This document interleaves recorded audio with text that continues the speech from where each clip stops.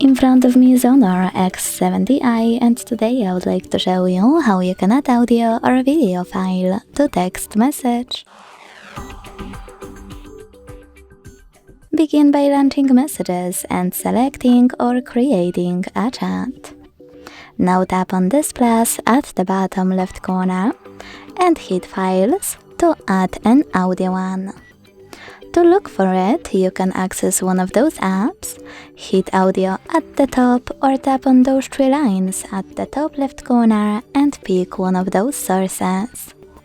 Either way, when you find your file, click on it to attach it. To add a video one, hit Gallery section instead or this icon of a camera and the photo at the bottom left corner.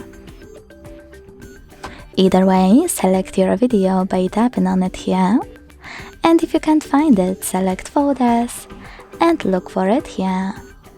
Then click on it to attach it. Thanks so much for watching. If you enjoyed this video, don't forget to leave a like, comment and subscribe. Bye!